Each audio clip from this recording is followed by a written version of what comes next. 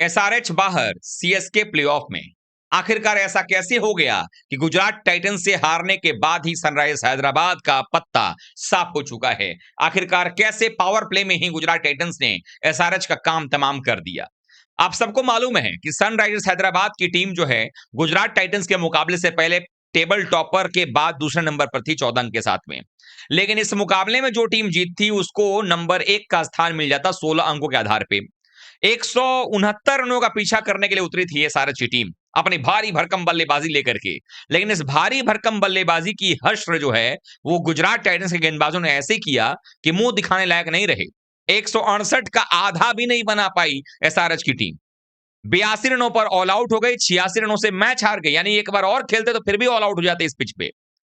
Kagiso Rabada ने पहले तूफान मचाया, 3 विकेट निकाले, उनका साथ सिराज ने दिया, बाद में जेसन होल्डर ने काम पूरा किया और पावर प्ले में ही 34 रन पर 4 विकेट गिर गए थे एसआरएच के और तभी ये लग गया था कि अब एसआरएच के बस की बात ये नहीं है इस मुकाबले में चेज करना। और अब सवाल ये उठता है कि क्या एसआरएच का प्लेऑफ का जो रेस है वो खत्म हो गया है? जवाब में नहीं, अभी खत्म नहीं हुआ है, लेकिन कहीं ना कहीं चेन्नई सुपर किंग्स को इसका फायदा हो गया है। अब दरअसल आप ऐसे समझिए कि अब बचे हुए 2 मुकाबलों में दोनों मुकाबले एसआरएच को जीतने पड़ेंगे अगर 18 अंक करना है, क्योंकि 16 अंक पर नेट रन रेट की बात आ जाएगी।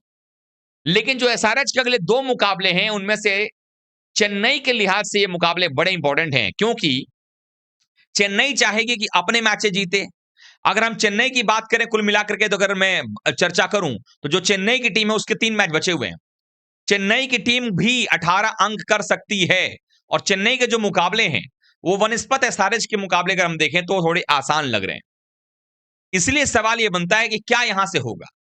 सबसे खास बात तो ये है कि अगर हम पॉइंट्स टेबल देखें तो चेन्नई सुपर किंग्स के पास 11 मैच में 12 अंक है और अब जो है 12 मैच खेलने के बाद 14 अंक पे है एसआरएच। यानी अगर चेन्नई अगले मैच में लखनऊ को हराती है तो दोनों टीमें बराबरी पर, 12 मैच में 14 अंक चेन्नई के, 14 ही अंक जो है वो एसआरएच के।